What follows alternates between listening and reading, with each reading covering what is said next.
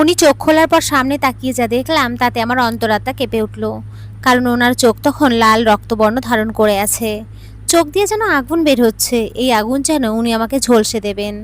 ওনার চোখ দেখে আমি ভয়ে একটু শুকনো ঢোক গিললাম, তারপর একটু সাহস জুগিয়ে বললাম, আমি আপনি আমাকে এখানে নিয়ে এসেছেন কেন? ভয় ভয়ে উনি কোনো কথা না বলে আমার দিকে এগিয়ে আসতে লাগলেন, যা দেখে আমি আরও ভয় পেয়ে গেলাম। আমি কি কি কি করছেন পেছোতে পেছোতে, কিন্তু এতেও উনি কোনো রিয়াক্ট করলেন না, বরং আরও এগিয়ে আসতে লাগলেন। আমি ভয়ে একদম দেয়ালের সাথে লেগে আছি, আর উনি আমার ঠিক মুখ বরাবর সামনে, আমার দুই সাইডে ওনার দুই হাত দিয়ে আমাকে বন্দি করে দাঁড়িয়ে আছেন, যার ফলে আমি বামেও যেতে পারছি না, আবার ডানেও যেতে পারছি না। আমি কি কি করছেন? যেতে দিন আমাকে। রাত এক হাত দিয়ে আমার সামনের মুখের সাথে লেপ্টে থাকা চুলগুলো কানের পেছনে গুজে দিয়ে বললেন, রাত, স্বামীর সাথে কি কথা হচ্ছিল? ভাবলিসীন হয়ে আমার মুখে স্লাইড করতে করতে আমি মানে রাত, সকালে দেখলাম স্বামীর তোমার সাথে কথা বলছে, আর তুমিও খুব সুন্দর করে স্বামীর সাথে কথা বলছিলে। তারপর আবার দেখলাম ক্লাসেও তোমার স্বামীরকে নিয়ে কথা বলছিলে। সো বলো, কি কথা বলছিলে? আমি কিছুই বলছিলাম না। রাত, আমি জানি তোমরা কিছু তো বলছিলে, এখন চুপচাপ না থেকে বলে ফেলো কি বলছিলে, এতে তোমারই মঙ্গল। আমি বুঝলাম বাবু জেলাস, আমার স্বামীর সাথে কথা বলা বাবুর পছন্দ হয়নি। এটা তার ছোটবেলা থেকেই অভ্যাস, ছোটবেলা থেকেই উনি আমাকে কোনো ছেলের সাথে দেখতে পারেন না, তাই তো এই কাজটা করেছিল। কাজটার কথা মনে করেই ভয়ে গা শিউরে উঠল, কিন্তু পরক্ষণেই আবার গতদিনের সেই মেয়েটার সাথে চিপকে থাকার কথাটা মনে পড়ে গেল, আর রাগে আমার ঘৃণায় গা হিড়হিড় করতে লাগলো। তাই কিছু না বলে মুখে অন্যদিকে ঘুরিয়ে নিলাম। আমার মুখ ঘুরিয়ে নিয়ে যে ওনার পছন্দ হয়নি, বরং রাগটা আরও বাড়িয়ে দিয়েছে, তা খুব ভালো করে বুঝতে পারছি। উনি শক্ত করে আমার গাল চেপে ধরে মুখটা নিজের দিকে ঘুরিয়ে বললেন, রাত, আমি কিছু জিজ্ঞেস করেছি তোমাকে কলি, রেগে। কিন্তু আমি বলতে বাধ্য নয়, আমিও রেগে। রাত, এই কার সাথে এত তেজ দেখাচ্ছ? ভুলে গেছো আমাকে? হ্যাঁ, আমি জিজ্ঞেস করেছি স্বামীরের সাথে কি কথা বলছিলে বলতে। সো চুপচাপ বলো, না হলে আমি না হলে কি করবেন আপনি? যা করার করে নিন, কিছু বলবো না আমি। রাত, ওকে ফাইন, কিছু বলতে হবে না, বাট ফার্দার তোমাকে যেন স্বামীর আশেপাশে না দেখি। He is a play boy and bad boy, so distance maintain করে চলবে। না হলে আমি কি করতে পারি তার সম্পর্কে তোমার কোনো ধারণা নেই। আমি করব না, পারবো না আপনার কথা শুনতে। আমি স্বামীর সাথে কথা বলবো। হি ইজ মাই ফ্রেন্ড, আমি তার সাথে কথা বলবো, ঘুরতে যাব, মজা করব, আপনি না করার কে? আমার কথা শুনে উনি যেন তেলে বেগুনে জ্বলে উঠলেন। রাত, আমি কে? না আমি কে? আমি, হ্যাঁ হ্যাঁ, কে আপনি? আমার উপরে আপনার কোনো অধিকার নেই, সো ডিস্টেন্স আপনি মেনে চলবেন। বলেই চলে যেতে নিলে রাত খপ করে আমার হাত ধরে ফেলে, তারপর টান দিয়ে নিজের সাথে চেপে ধরে ঠোঁটে ঠোঁট মিলিয়ে দেয়। তবে এ কোনো ভালোবাসার পরশ নয়, এতে আছে প্রচুর রাগ, যা আমার ঠোঁটকে ক্ষতবিক্ষত করে দিচ্ছে। টানা 20 মিনিট যাবৎ আমার ঠোঁটের উপরে নির্মম অত্যাচার চালাচ্ছে রাত। আমি চেয়েও তাকে সরাতে পারছি না।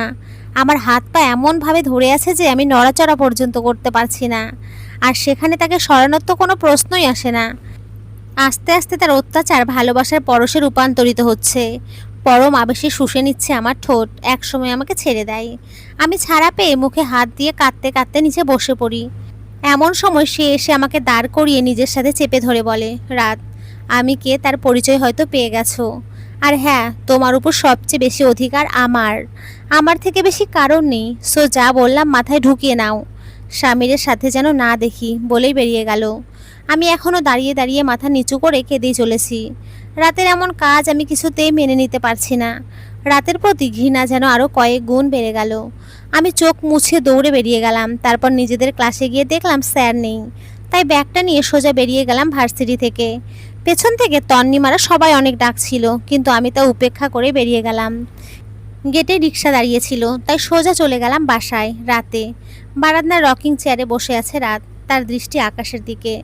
হুট করে তার নজর যায় তার সাইডে রাখা গিটারটাতে, তাই তুলে নেয়, তারপর চোখ বন্ধ করে। खैरियत पूछो कभी तो कैफियत पूछो, तुम्हारे बिन दीवाने का क्या हाल है, दिल मेरा देखो ना मेरी हैसियत पूछो, तेरे बिन एक दिन जैसे 100 साल है, अंजाम है ते मेरा होना तुम्हें है मेरा, जितनी भी हो दूरिया फिलहाल है ये दूरिया फिलहाल है। গান শেষ করে গিটারটা রেখে চেয়ারে গা এলিয়ে দিয়ে রাত, বুঝলে না তুমি আমায় কলি, বুঝলে না। সব সময় কেন দূরে সরে থাকো কলি? তোমার কি কষ্ট হয় না কলি? জানো আমার না ভীষণ কষ্ট হয়। ইচ্ছা হয় সব সময় তোমার সাথে থাকি, তোমায় দেখি, তোমার সাথে কথা বলি, তোমায় আদর করি, কিন্তু পারি না। কেন পারি না কলি? কেন দাও না আমায় সেই অধিকার? কি দোষ আমার? বড্ড ভালোবাসি তোমায় কলি, কেন বোঝো না? তোমায় অন্য কারোর সাথে দেখলে আমার কষ্ট হয়, আমার বুকটা ব্যথায় চিনচিন করে ওঠে। ইচ্ছা হয় সব শেষ করে দেই, পাগল পাগল লাগে নিজেকে। কেন বোঝো না তুমি, কেন? মনে মনে এইসব আওড়াতে আওড়াতে একসময় রকিং চেয়ারে ঘুমিয়ে যায় রাত। ভার্সিটি থেকে ফিরে এই যে দরজা জানালা বন্ধ করে বসেছি, এখনো খোলেনি। মা এসে ডেকে জিজ্ঞেস করে গেছে, আমি কথা ঘুরিয়ে মাকে বুঝিয়ে পাঠিয়ে দিয়েছি। বাপি এসে ডেকে গিয়েছিল রাতে খাওয়ার জন্য, কিন্তু যায়নি।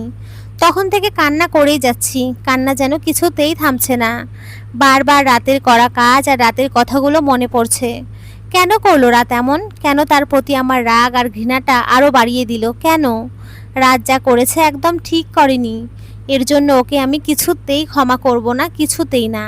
বলেই উঠে দৌড়ে গেলাম ওয়াশরুমে। তারপর বেসিনের সামনে দাঁড়িয়ে আয়নায় নিজেকে দেখে আঁতকে উঠলাম আমি। চোখ মুখ ফুলে গেছে, ঠোঁটের কথা তো ছেড়েই দিলাম। ঠোঁট ফুলে ইয়া বড় হয়ে গেছে, কামড়ের ফলে যে রক্ত বের হয়েছিল তা শুকিয়ে জমাট বেঁধে আছে ঠোঁটের কোণে, যা দেখে রাগটা আরো হিড়হিড় করে বেড়ে গেল। আমি বেটা বজ্জাত, খাবিস কি করেছে আমার ঠোঁটকে? আল্লাহ, আমি এখন বাইরে যাব কি করে? মানুষকে মুখ দেখাবই বা কি করে? ঘর থেকে বের হলেই তো মা বাপি জিজ্ঞেস করবে, কি বলবো তাদের? শয়তান বেটা, ইচ্ছে করছে, ইচ্ছে করছে বেটার দাঁত ভেঙে দেই, ঠোঁট কেটে দেই। বেটা খাবিস? তোর কখনোই ভালো হবে না, দেখিস। আমার ঠোঁটের এমন হাল করেছিস তো, দেখিস তোর বউ তোর ঠোঁট ছিঁড়ে ফেলবে। পরে সবাই তোকে ঠোঁট কাটা রাত বলবে। রাগে গজগজ করতে করতে রাতকে বকতে থাকলাম।